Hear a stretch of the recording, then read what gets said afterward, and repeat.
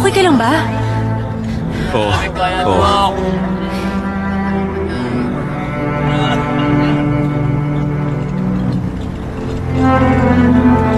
Iba na ang itsura ngayon ng Han River, hindi ba?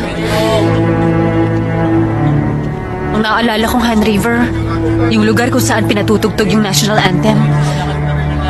At dito ginaganap yung fireworks display. Pero ngayon, parang yung Han River noong panahon ng Korean War. Kalimutan mo ng Han River. Hindi ko alam kung kaya ko yun.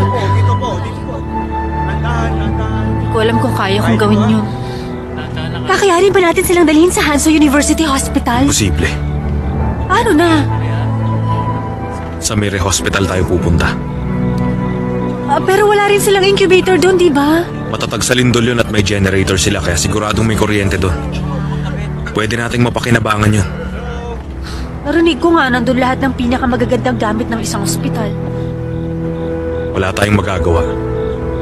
Kundi ang pumunta sa pinakamalapit na ospital. Dr. Lee! Kailangan ka dito, dali! Parang hindi maganda lagay ng mama na kambal!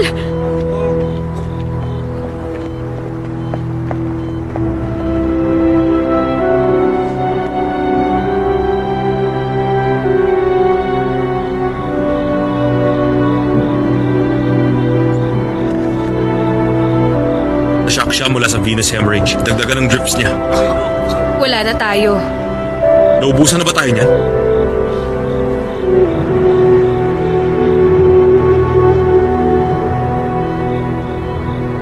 Ano pa ba talagang meron tayo?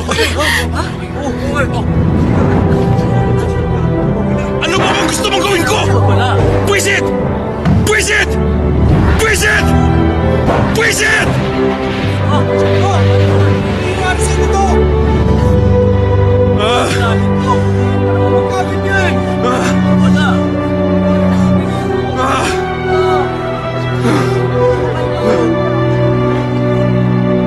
Buwisit!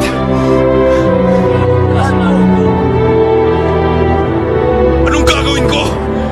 Ano pa bang gusto mong gawin ko? Wala ka man lang iniwan sa amin! Ha? Ang mga taong to! Gusto mo bang mamatay na lang silang lahat dito? Ganun ba?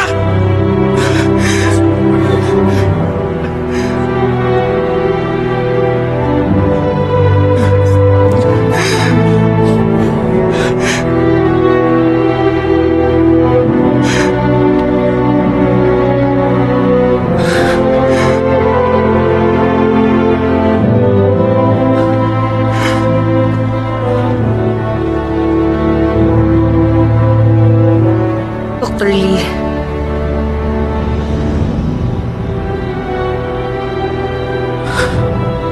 Sabi mo may tiwala ka sa akin. Kaya ka nagpatuloy magtrabaho sa hanggang Mire Hospital. Nagpapatuloy ako sa ginagawa natin kasi may tiwala ako sa'yo. Lahat kami sa'yo nagtitiwala ngayon. Huwag kang mawalan ng pag-asa. Kasi gusto kong patuloy na magtiwala sa'yo.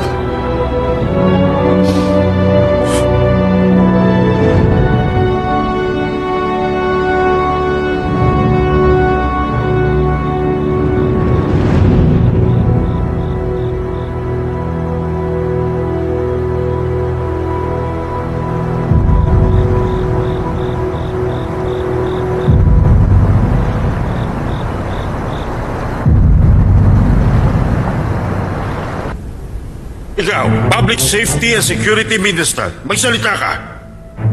Hindi ba trabaho mo ang disaster control? Hindi po namin inaasahan ang ganitong kalubhang kalamidad. Unti-unti po namin maibibigay ang aming report. Sa infrastructure, ano masasabi mo?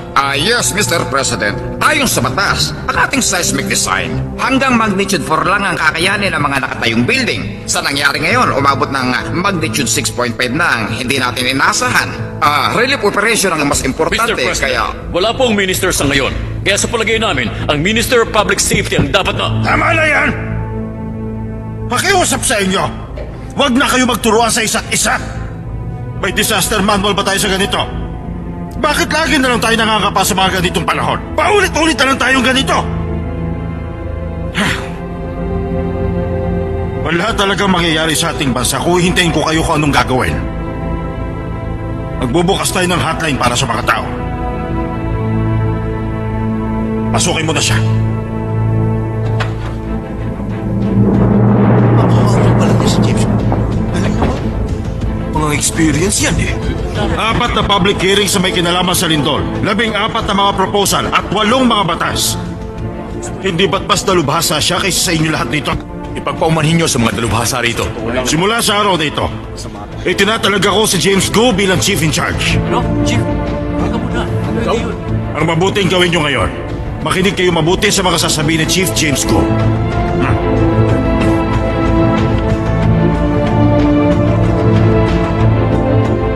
Bilang Special Chief, ito ang unang order na i-issue ko ngayon. May kinalaman ang order na ito sa pagpapadala ng medical personnel doon sa Yongguang District. Hoy, bilisan mo. Kailangan na ng tulong. Paano na tayo? Sige, tawagin ko si Doc. Kaya.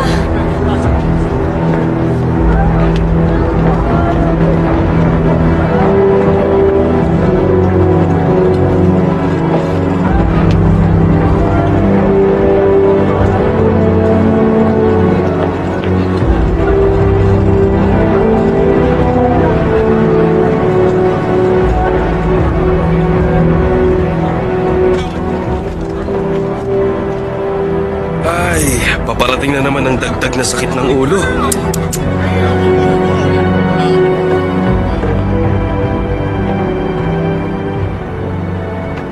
Sensya ka na ha. Ang totoo niyan, hindi na kami tumatanggap ng mga pasyente. Tumuloy na lang kayo sa ER at maghintay kayo ng mga doktor doon. Pasensya na kayo. Napakahalaga ng oras para sa mga pasyenteng to, sir.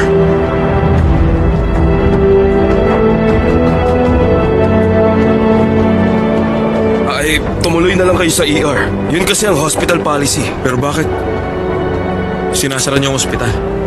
Eh kasi kulang na kami sa tao.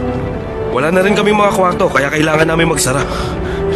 Isa kayong ospital, pero bakit? Nandyan ba si Director? Ano? Mag-isa lang ba siya? Hindi po. May kasama siya mga pasyente. Secretary Lim, makinig ka mabuti. Yung isang yon, yung pasyenteng lalaki na nasa kama, siya lang ang pasyenteng tatanggapin natin. Sige po. Kunin mo ang pasyenteng yon. Tapos isara mo na ang ospital.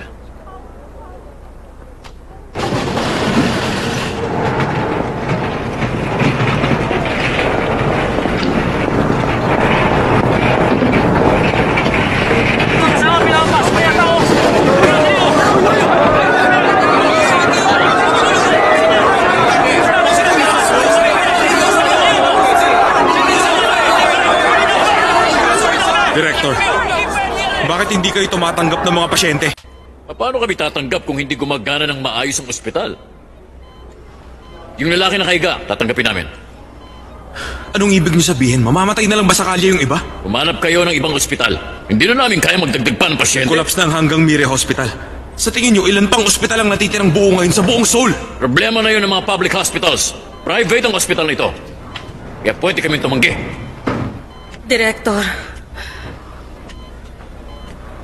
ang ospital, kailangan nating buksan. Okay ka lang ba? Magnitude 6.5 na lindol lang nangyari. Kailangan nating buksan ang ospital. Yun ang dapat nating gawin. Chief ka, mabuti pa doon tayo mag-usap sa ibang lugar. Ang pasyenteng yon, ilipat yung agad sa ICU. Secretary Lim, bukod sa kanya, huwag mo silang papayagang kumilis nito. Naintindihan mo? Opo. Dali, ilipat na siya.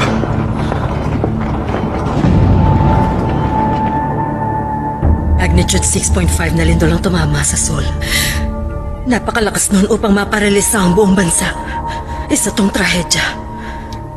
Ang mga building na hindi naapektuhan. Mas kakaunti kaysa sa mga nag-collapse.